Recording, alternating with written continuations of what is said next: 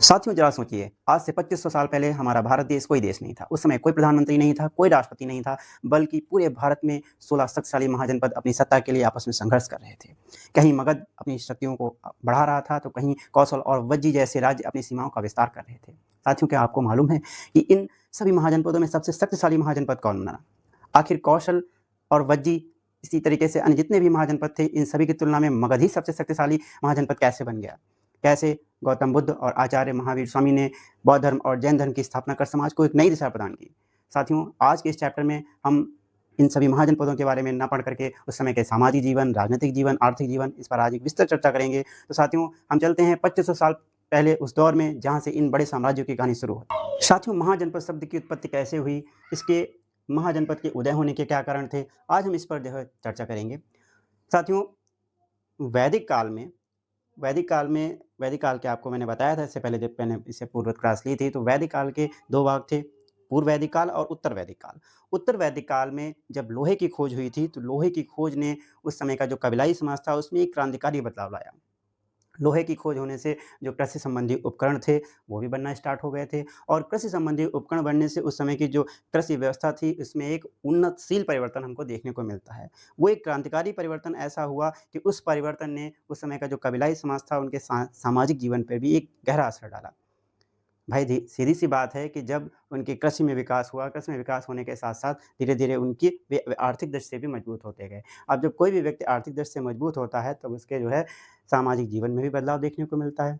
तो धीरे-धीरे जब उनके सामाजिक जीवन में बदलाव हुआ, सामाजिक जीवन में बदलाव होने से वो एक राजनीतिक जीवन में भी उनमें परिवर्तन दिखाई पड़ता है। तो साथियों, इसके जो उदय होने के कारण थे, उत्तर वैदिक काल में लोहे की खोज का कबीलाई समाज के आर्थिक एवं सामाजिक जीवन पर क्रांतिकारी प्रभाव पड़ा। कहने का तात्पर्य ये है कि जब उत्तर वैदिक काल में लोहे की खोज हो गई थी, तब उस समय का जो समाज था, कबीलाई समाज था, उसमें आर्थिक दृष्टि से भी वो मजबूत हो गए, और आर्थिक दृष्टि से जब मजबूत हुए, तो उनके सामाजिक जीवन में भी परिवर्तन देखने को मिलता है। फिर अब मैं आपको बताना चाहूँगा कि हमारे जब उत्तर वैदिक काल था, उत्तर वैदिक काल में जो एक समाज था, वो कबीलाई समाज था।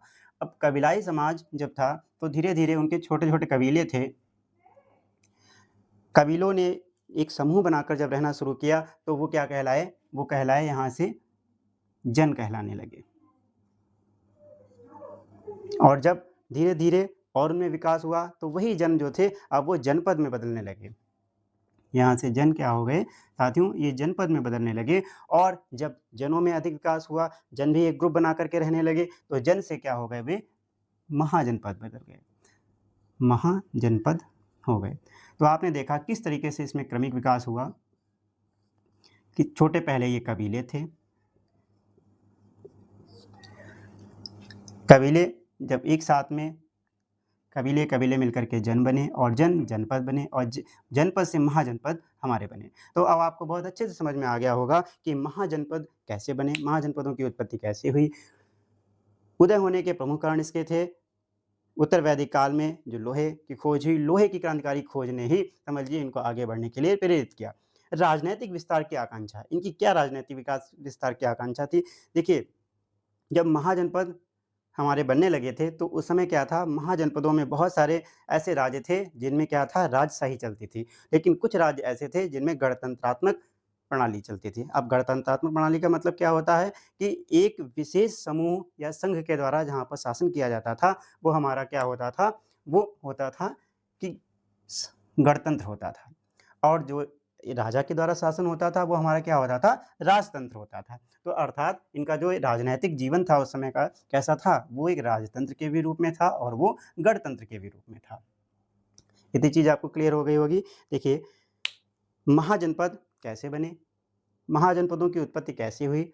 मैंने अभी आपको बताया है कि उत्तर वैदिक काल में जो ये समाज था, वो कबीलाई समाज था। कबीलाई समाज जब बहुत ज़्यादा विकसित हुआ, तो धीरे-धीरे वो क्या हो गए, वो कबीले जो थे हमारे, ये क्या बदले, कबीले ये जन के रूप में बदलने लगे। और जन क्या हुए, जब जन ज़्यादा मात्रा में एक साथ रहने लगे, तो जन मिलकर के हमारे क्या बने, जनपद बने। और जनपद जब एक समूह में रहे, तो जनपद से क्या हो गया, महाजनपदों की उत्पत्ति हुई। अर्थात अगर इसको हम ऐसे समझें कि ये हमारा कबीला है, कबीला जब बड़ा हुआ तो हमारा ये जन बन गया, जन जब बड़ा हो गया तो हमारा ये जनपद हो गया, और जनपद जब बड़ा हो गया तो हमारा ये महाजनपद के रूप में बदल गया। इतनी चीज़ क्लियर हो गई होगी साथियों आपको। महाजनपदों के बारे में मैं आपको बताना चाहूँगा कि सबसे पहले महाजनपदों के बारे में गौतम बुद्ध का जो हमारा बौद्ध ग्रंथ था, बौद्ध धर्म का अंगुत्तर निकाय, इससे हमें इसकी जानकारी देखने को मिलती है। ऐसे ही ठीक हम अगर जैन धर्म में हम बात करें, जैन धर्म के जैन ग्रंथ भगवती सूत्र से हमें इसकी जानकारी देखने को मिलती है। हालाँकि दोनों ग्रंथ हमारे जो हैं वो 16 महाजनपदों के बारे में हमें विस्तृत जानकारी देते हैं। तो ये बहुत इम्पोर्टेंट प्रश्न है, बहुत पूछा भी जाता है कि कौन-सा बौद्ध ग्रंथ ऐसा है जो हमें महाजनपदों के बारे में जानकारी देता है। तो साथियों आप आँख बंद करके जो है इस पे निशान लगा देंगे और इसको याद भी कर लेंगे कि बौद्ध ग्रंथ अंगुत्तर निकाय से हमको सबसे पहले महाजनपदों के बारे में जानकारी मिलती है। ऐसे ही अगर जैन ग्रंथ के बारे में पूछा जाए तो भगवती सूत्र नामक जो जैन ग्रंथ है, ये हमें सबसे पहले जो है महाजनपदों के बारे में बताता है। महाजनपदों का जो कार्यकाल था, वो भी मैं आपको बता देता हूँ। महाजनपदों का जो कार्यकाल था, वो 600 बीसी से लेकर के 400 बीसी तक माना जाता है। यानी बीसी का मतलब होता है ईसा पूर्व। 600 ईसा पूर्व से लेकर के 400 ईसा पूर्व तक इसका कार्यकाल माना जाता है। क्योंकि मैंने इससे पहले जो हमारी क्लासें आई थी, उसमें मैंने हालाँकि आपको पढ़ाया भी था कि अगर सैंधव सभ्यता से लेकर के हम बात करें कि सिंधु घाटी सभ्यता का कार्यकाल 2350 ईसा पूर्व से लेकर के 1750 ईसा पूर्व, उसके पश्चात हमारा वैदिक काल आ जाता है। वैदिक काल का ईसा पूर्व अगर देखा जाए इसका टाइम पीरियड, तो वैदिक काल को मैंने बताया था 2 भागों में बाँटा था, पूर्व वैदिक काल और उत्तर वैदिक काल। पूर्व वैदिक काल का टाइम पीरियड जो था वो 1500 ईसा पूर्व से 1000 ईसा पूर्व। फिर उत्तर वैदिक काल का जो टाइम पीरियड था 1000 ईसा पूर्व से लेकर के 600 ईसा पूर्व, उसके पश्चात हमारा आता है महाजनपद। महाजनपद का जो टाइम पीरियड है वो 600 बीसी से लेकर के 400 बीसी, यानी 600 ईसा पूर्व से लेकर के 400 ईसा पूर्व तक माना जाता है। और महाजनपदों के टाइम पीरियड में ही, इसी काल चक्र में हमारे बौद्ध धर्म का जन्म हुआ, इसी काल चक्र में हमारे जैन धर्म का जन्म हुआ। और हालाँकि इसमें 2 नए धार्मिक धर्म ये आए, इसके साथ-साथ हमारा जो था सनातन धर्म पहले से मौजूद था। तो यहाँ पर एक धार्मिक क्रांति भी हमें देखने को मिलती है। साथियों,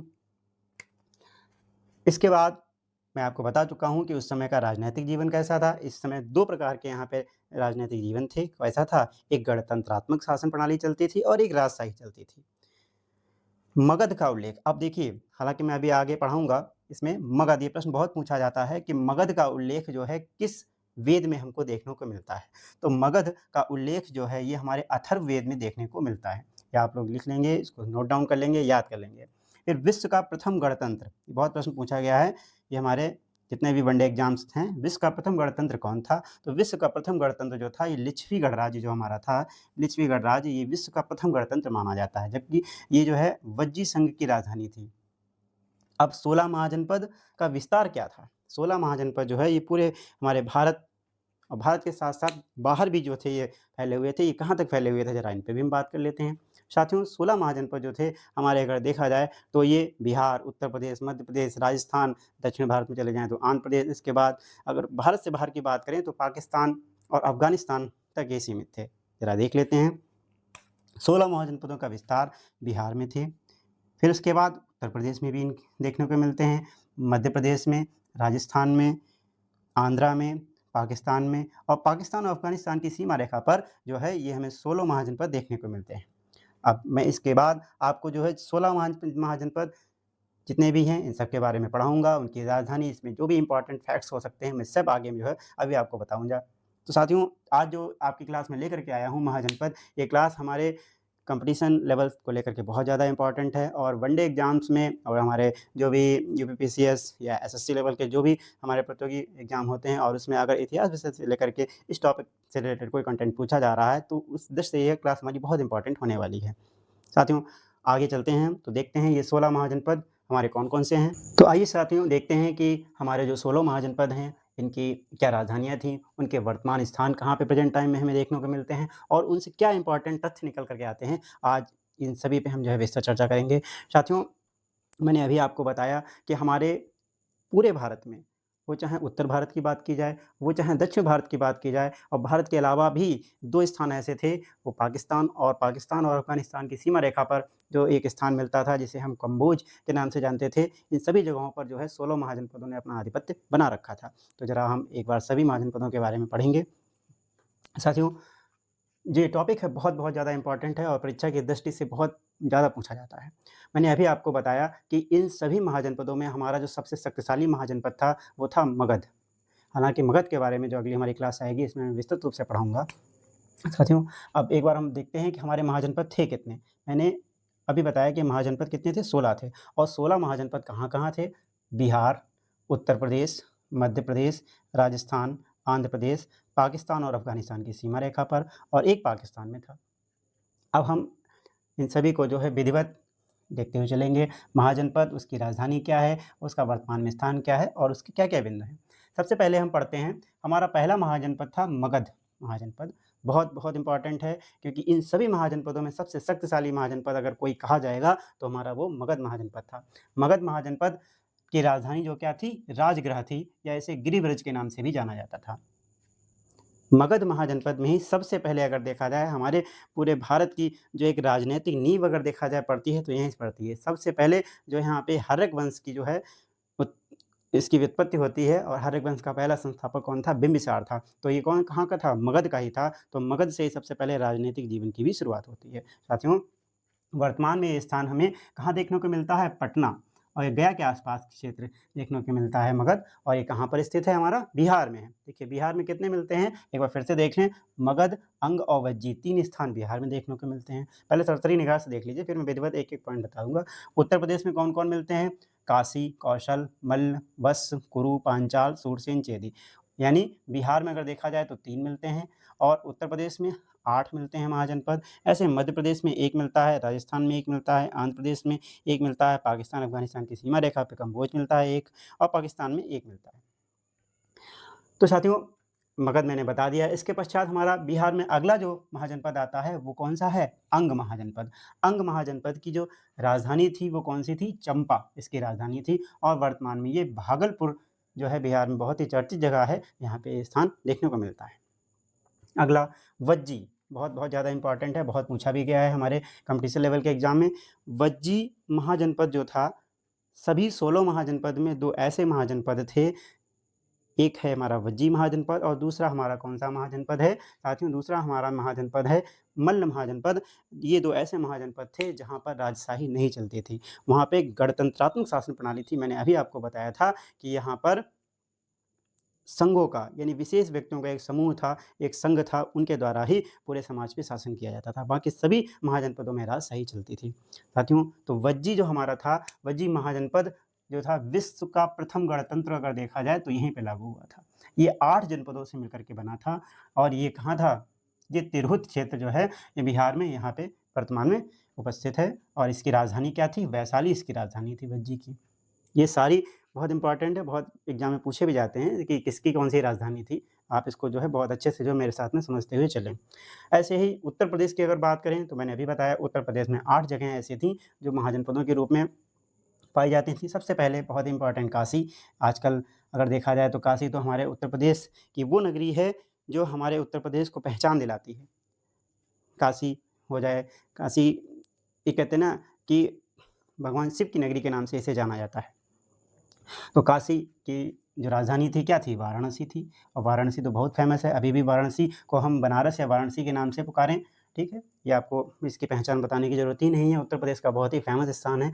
ऐसे ही अगला हमारा महाजनपद कौन था? कौशल उत्तर प्रदेश में था। इसकी राजधानी श्रावस्ती और साकेत 2 राजधानियाँ इसकी हुआ करती थी और कौशल महाजनपद जो है वर्तमान में फैज़ाबाद के निकट इसके स्थान हमको देखने को मिलते हैं और इसका संबंध बताया जाता है कि इसका संबंध जो है भगवान श्री राम के जन्म से भी संबंधित इसका है और वहाँ पे इसके पश्चात हमारा अगला महाजनपद आता है मल्ल महाजनपद।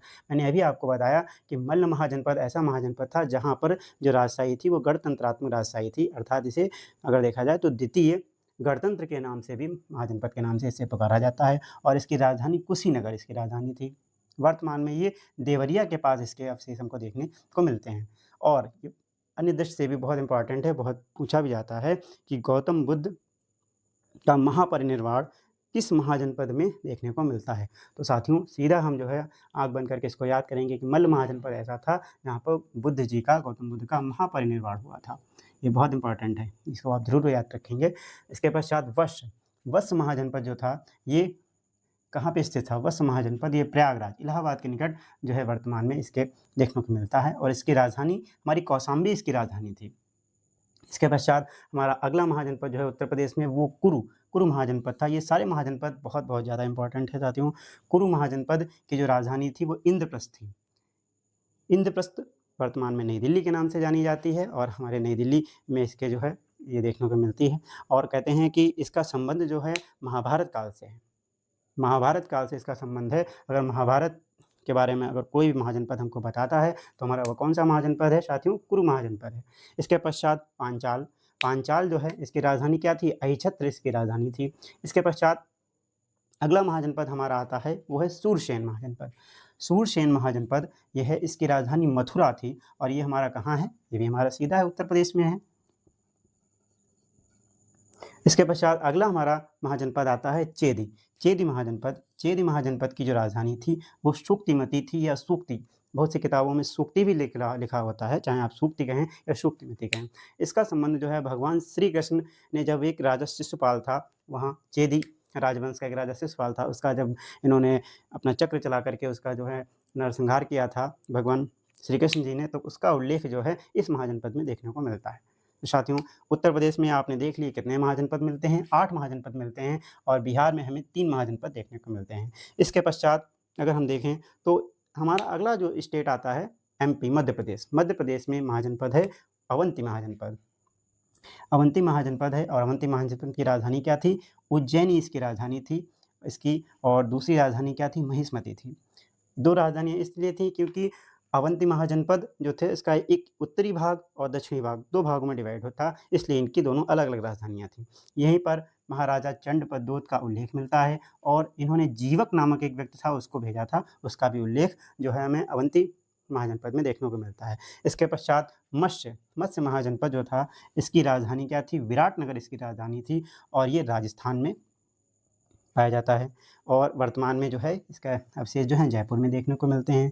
इसके पश्चात हमारा जो है ये तो सारे जितने भी महाजनपद थे ये उत्तर भारत में देखने को मिलते हैं। अगर आपसे कोई पूछे कि वो कौन सा महाजनपद है जो दक्षिण भारत में एकमात्र पाया जाता है, तो दक्षिण भारत में एकमात्र पाया जाने वाला महाजनपद जो था साथियों वो था अश्वमक। अश्वमक जो था वो आंध्र प्रदेश में पाया जाता था। आप इसको भली भांति याद रखेंगे कि अश्वमक महाजनपद जो है ये आंध्र प्रदेश में पाया जाता था और इसकी राजधानी पोतन या पोटली इसकी राजधानी हुआ करती थी। ये आंध्र प्रदेश, आप इसको याद कर लेंगे। और ये कहाँ था? दक्षिण भारत में गोदावरी नदी के किनारे जो है ये महाजनपद था। इसके पश्चात भारत के बाहर 2 महाजनपद पाए जाते थे। कौन कौन से थे? वो थे कम्बोज और गांधार। कम्बोज महाजनपद जो था साथियों ये पाकिस्तान और अफगानिस्तान की जो सीमा रेखा है वहाँ पर देखने को मिलता है और इसकी राजधानी जो थी वो राजपुर या हाटक इसकी राजधानी थी। पाकिस्तान और अफगानिस्तान की सीमा रेखा पर ये देखने को मिलता है। उसके पश्चात हमारा जो अंतिम महाजनपद आता है वो है गांधार महाजनपद। गांधार महाजनपद जो था ये कहाँ पे देखने को मिलता है? ये पाकिस्तान में देखने को मिलता है। और सीधा देखिए गांधार की धीरे धीरे उत्पत्ति जो है, गांधार का संबंध किससे? ये भी हमें महाभारत काल से संबंध है क्योंकि गांधारी जो थी, मैं किसकी बात कर रहा हूँ? गांधारी नरेश कौन थी? गांधारी नरेश जो थी ये जो कौरवों की जो माँ जो थी गांधारी, ठीक है, मैं उन्हीं की बात कर रहा हूँ, उन्हीं से संबंधित। यानी गांधार ये पाकिस्तान में पाया जाता था, ठीक है। ये भी हमारा एक महाजनपद था और इसकी राजधानी क्या थी? ये तक्षशिला इसकी राजधानी थी।